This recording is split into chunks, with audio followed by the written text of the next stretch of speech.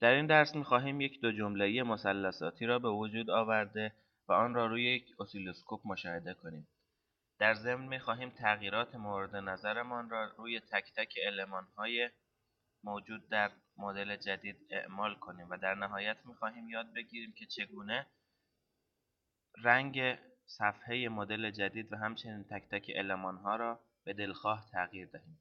ابتدا یک مدل جدید ایجاد می‌کنیم. سپس از داخل پوشه مس اپریشنز که این پوشه حامی عملگرهای مختلف ریاضی میباشد، المان‌های زیر را انتخاب می‌کنیم. ابتدا دو المان گین که هر کدام تعیین کننده ضریب چند جمله‌ای میباشند. سپس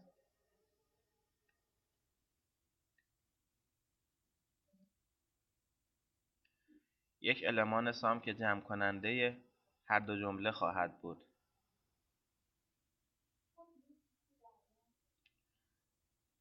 دو المان پروداکت که ضرب کننده در زمان مورد نظر خواهند بود و در نهایت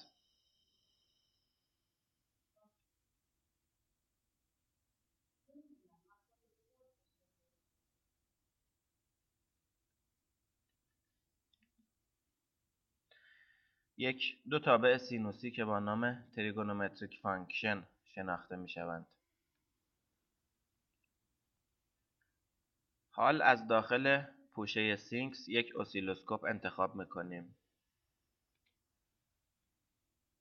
و در نهایت از داخل پوشه سورسیز دو ساعت یا کلاک انتخاب می‌کنیم که کار این ساعت‌ها ایجاد زمان هست که خروجی آنها زمان مورد نیاز برای نشان دادن شکل موج بر روی اسیلوسکوپ را تولید می‌کند و همچنین دو عدد ثابت یا کانستانت برای به وجود آوردن آرگومان‌های داخل توابع مثلثاتی نیاز داریم. حال المان‌های مورد نظر را جمع کردیم، آنها را طبق شکل مورد نظر می‌چینیم.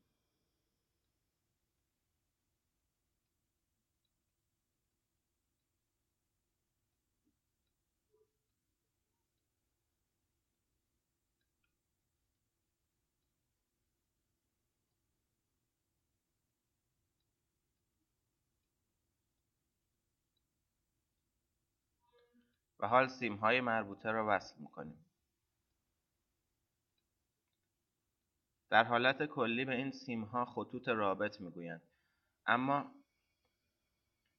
چنانچه اصطلاح رایج مهندسی برق سیم میباشد و اکثرا هم ما در این درس از اسیلوسکوپ استفاده می‌کنیم که سیگنال را بتوانیم مشاهده کنیم، بیشتر از اصطلاح سیم استفاده خواهیم کرد.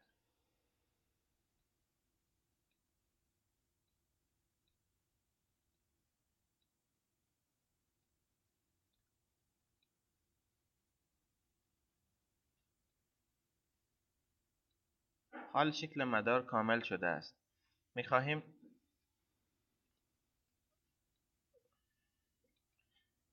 تک تک المان‌هایی را که لازم است تغییر دهیم، تغییرات لازم را در آنها ایجاد کنیم. ابتدا به دو ضریب مثلثاتی دو ضریب مختلف 2 و 3 می‌دهیم. گین را باز کرده و عدد 1 در آن را به 2 تغییر می‌دهیم. روی دکمه اوکی کلیک می‌کنیم و همچنین می‌توانیم گین 1 را به عدد 3 تغییر دهیم. سپس اینتر می‌زنیم. حال می‌خواهیم ثابت داخل آرگومان‌ها را تغییر دهیم. بدین منظور کانستانت و کنستانت 1 را انتخاب کرده و عدد 1 درون آنها را به پی تغییر می‌دهیم که پی همان عدد 3 و 14 معروف در مثلثات و هندسه میباشد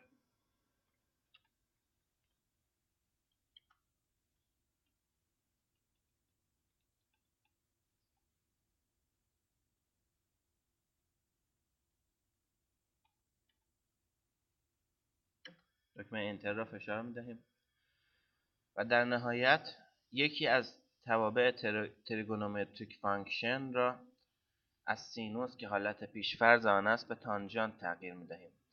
همانطور که مشاهده میکنید اگر روی فلش پایین رو مقابل فانکشن کلیک کنیم، تمام عملگرهایی که مشاهده میشوند عملگرهای مثلثاتی میباشند که ما از بین آنها تانژانت را انتخاب میکنیم. دکمه اوکی را فشار میدهیم. حال مدار ما آماده ران کردن است. دکمه استارت سیمولیشن را فشار میدهیم. به وارنینگ هایی که در صفحه اصلی مطلب به وجود آمده است توجه چندانی نمی کنیم، زیرا همانطور که گفتیم خللی در کار ما به وجود نمی آید. حال روی اسیلوسکوپ دابل کلیک می کنیم تا شکل موج را مشاهده کنیم. آن را ماکسیمایز می کنیم و سپس دکمه اتو اسکیل را فشار می دهیم. این شکل موج حاصل جمع دو شکل موج سینوسی و تانژانتی هست.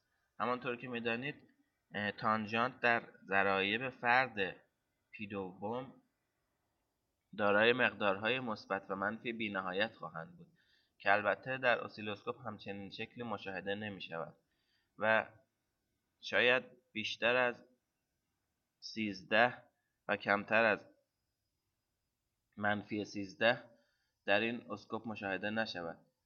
علت این است که مطلب در سیمولیشن و همچنین نشان دادن خود تقریب‌های بسیاری را به کار می‌برد. حال برای اینکه کاملا این موضوع را دریابیم تمام المان‌های مربوط به بلوک‌های سینوسی را حذف می‌کنیم و صرفاً می‌خواهیم تانژانت را روی شکل مدار ببینیم. تک تک المان‌هایی که مربوط به جمله سینوسی می‌شود را حذف می‌کنیم با انتخاب کردن و فشردن دکمه کلیک و سپس گین را مستقیما به اسکوپ وصل می‌کنیم و حال آن را ران می‌کنیم. روی آن دابل کلیک کرده مشاهده می‌شود که شکل موج تانژانت که شکل موجی خالص هست و در نهایت باید به مثبت منفی بی نهایت ختم شود، به منفی 10 و مثبت 10 هم نرسیده است. پس به تقریب‌های موجود در رسم شکل پی می‌بریم. حال با فشار دادن دکمه آندو شکل اصلی خود را باز می‌گردانیم.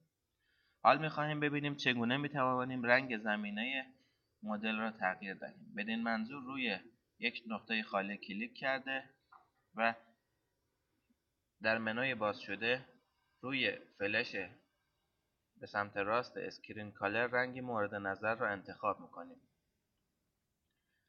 اگر رنگ مورد نظر در بین رنگ‌ها نبود، دکمه کاستم را فشار می‌دهیم و می‌توانیم یکی از این رنگ‌ها را انتخاب کنیم و حتی می‌توانیم از یک طیف رنگی دلخواه یک رنگ را انتخاب کرده و آن را به مدار الحاق کنیم.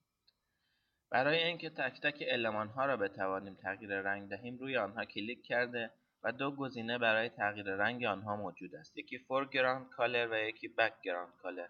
گزینه فورگراند کالر خطوط مربوط به آنها را تغییر می‌دهد. همانطور که مشاهده کردید خطوطی که گزینه پروداکت و اتصال آن را نشان می‌دهد به رنگ قرمز تغییر کرد. اما اگر بخواهیم داخل آنها را تغییر رنگ دهیم باید از گزینه بک‌گراند کالر انتخاب کنیم.